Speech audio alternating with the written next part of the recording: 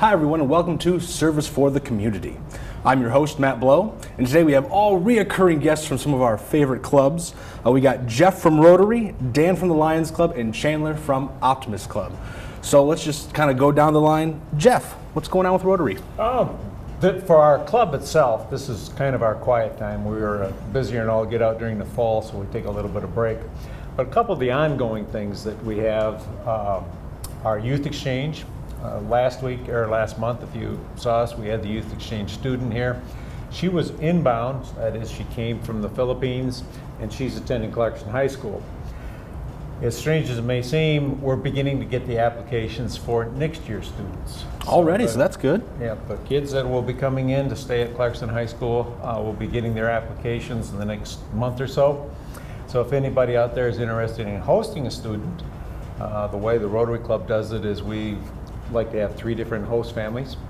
That way if something happens, Got a plan B, C, sure do, etc. All right. And more importantly, it gives the student 3 different looks at what it's like to live in America. Oh, okay. So it's the kids like it.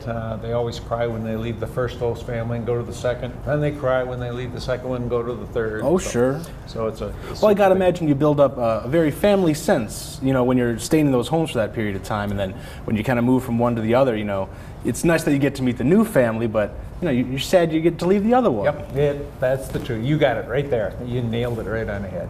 That's true. You know, one of the other things, way last fall, we talked a little bit about Rotary's Peace and Conflict Resolution Program. Mm-hmm. And this is more than a scholarship. It's a master's level program, one of 7 different universities spread around the world, really. 2 in the United States, but also Europe, Australia, Japan. So it's a master's level program. Applications for that are just being taken right now. Well, they have been for the last couple months, but they'll come due here in the next month or so. So anybody who's interested knows somebody probably in their mid-20s, late 20s, somewhere around there. Probably somebody's already got a master's and is looking to go into peace and conflict resolution type things. And that can be anybody from a lawyer to an engineer. So it's very wide a range of, as long as you're interested in conflict resolution, right, this is the program for you. And once you begin to think about that, there's a lot of things fall into the conflict resolution. I got to imagine every work environment has some degree of conflict resolution that it'd be a helpful skill set to know regardless of what your field is. And as long as I've talked about those 2 programs, I'd like to show a little short video. It's only a minute and a half that kind of demonstrates some of the areas of focus that Rotary's involved with. Sure, that's right. You gave us it's about a minute clip of the programs that you kind of a general intro to kind of what Rotary is. Correct. Yep. Yeah. So let's take a look at that video.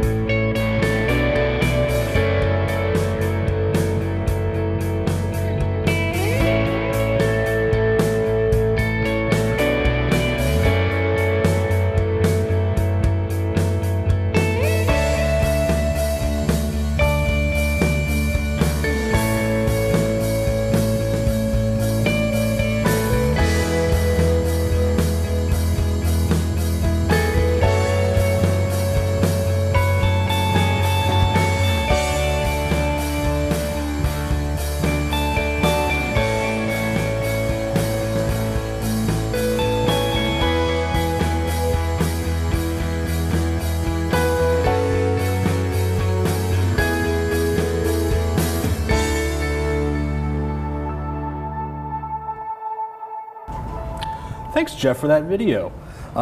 This is great. Dan, so what's going on with the Lions Club? Well, the first thing is we made a presentation to the city of the village of Clarkson on the 23rd of February. We were approached by the city manager, Carol Eberhardt. There is a video surveillance system in Depot Park However, they wanted to add some additional cameras for the bridge and for the gazebo. So on the 23rd, the Clarkson Lions Club presented a check for $2,908 to pick up the entire cost of the surveillance project.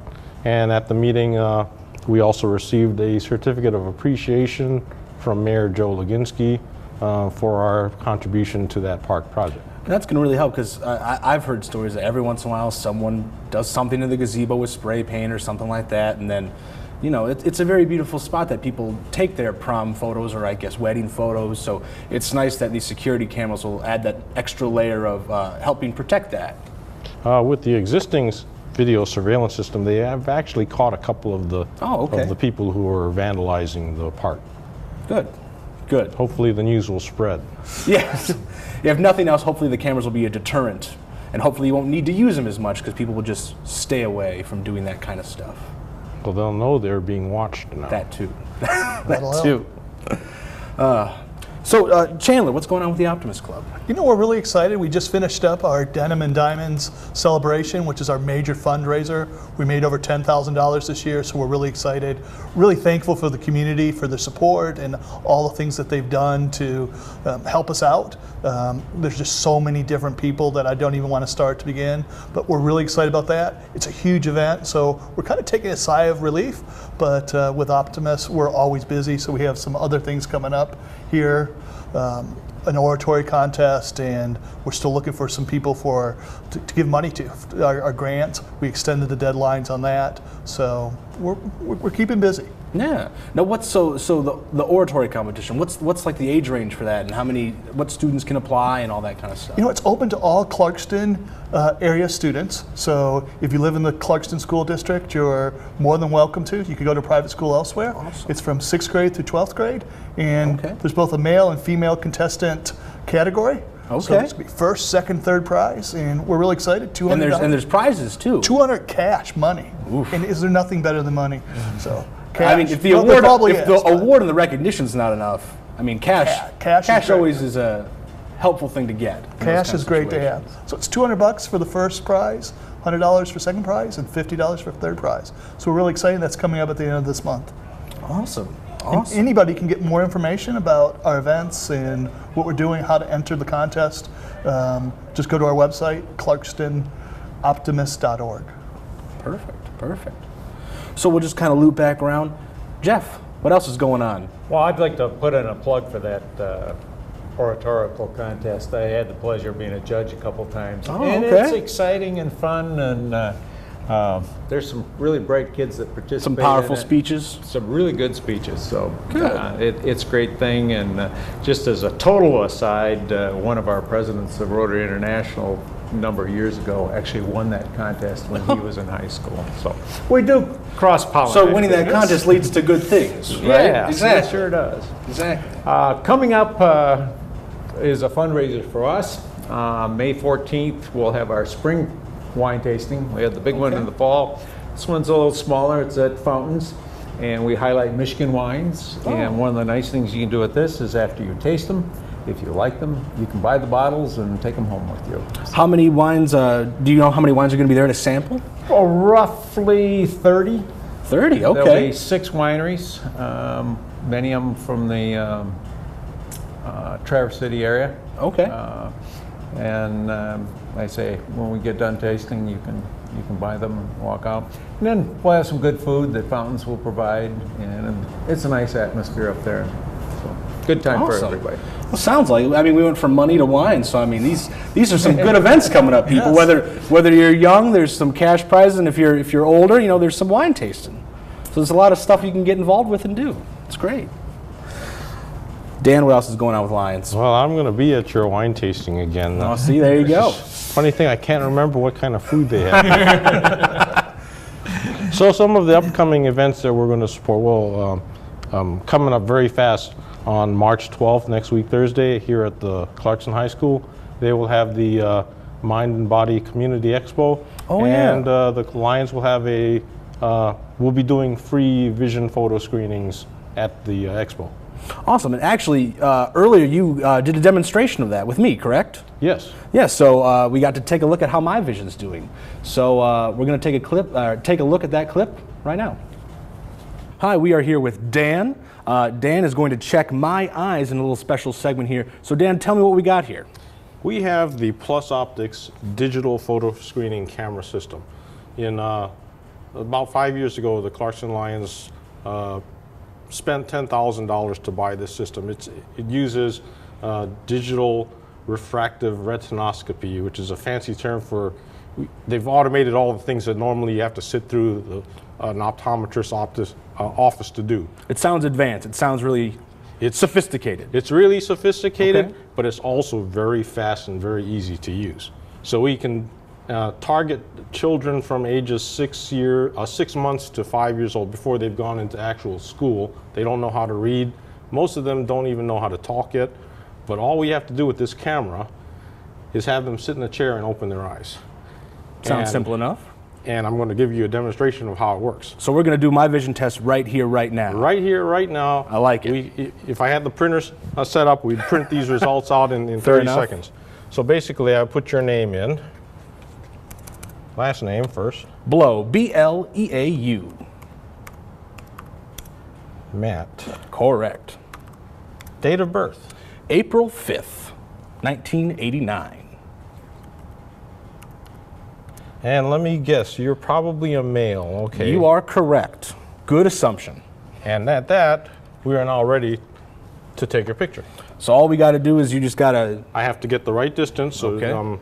So the camera will show, I have to actually look at the screen here. Sure.